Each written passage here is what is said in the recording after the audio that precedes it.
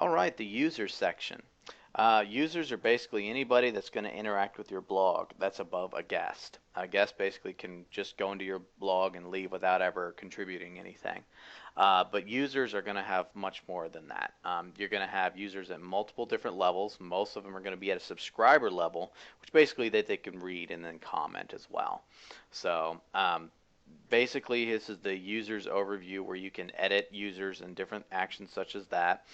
You kind of probably already get a feel of as to what this section, how it's pretty much laid out, because it's laid out very similar to pages and posts and all those other things. So you pretty much will get a quick grasp of exactly what this is.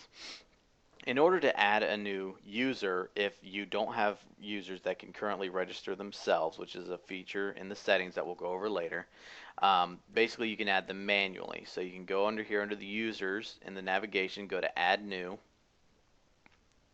and you can fill out all their information. So your username, their first and last, all this general stuff that you want to put in here. You also want to send the user the password by email. You can do that if you want. You can have that option in there. And down here is probably the most important part of it, and that's the role. Whenever you're adding a user, you want to be able to set the role to whatever they are going to be. There is 5 different roles available: subscriber, administrator, editor, author, and contributor. And depending on what you add depends on what they're going to be able to do. A subscriber and a contributor is only going to be able to do very, very limited things. A subscriber can only comment and read. A contributor is only going to be able to edit current posts and delete unpublished posts and very, very basic things. Basically, he's going to be able to help maintain some of the content but can't add any of his own. The author will be able to do all of that of contributor and subscriber, but also be able to publish posts, delete posts, and all those other things, basically, and also be able to upload media, such as photos, videos, files, things like that.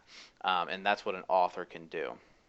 An editor can do almost everything that an administrator can that just basically pertains to content. They're going to be able to moderate comments. They're going to be able to approve posts and pages and things like that that the authors have put up. They're going to be able to do anything basically whenever it comes to content. So if it has something to do with content, then the editor is going to be able to do it. The administrator is going to basically be able to do everything that's in the site. That is the user that you are when you first installed your blog.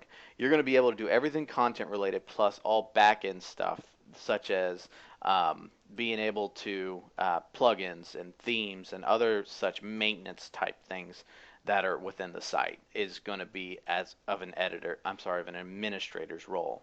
So actually, WordPress has a roles and capabilities list within its codex, which is basically like its gigantic instruction manual. And you can find that under roles and capabilities if you search the WordPress codex. And it actually has a table for you to look at exactly what each of the users can do. And a lot of people don't really know exactly what each user can do. So this actual table is very, very useful to have. So, and you can get that actually at the link at the bottom of the screen. So, and that is pretty much what you do to add a new user. Another thing you can do is you can edit your own current profile, and that's basically very straightforward.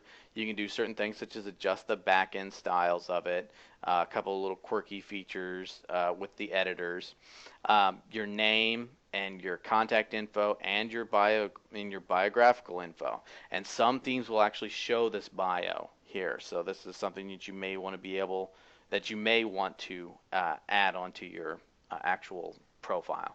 And also you can do your password change right there. And if you click profile, everything will be updated. And that pretty much does it for users. There's a couple little settings that we'll go over later for individual user settings. And that pretty much does it. So we'll go on to the next section.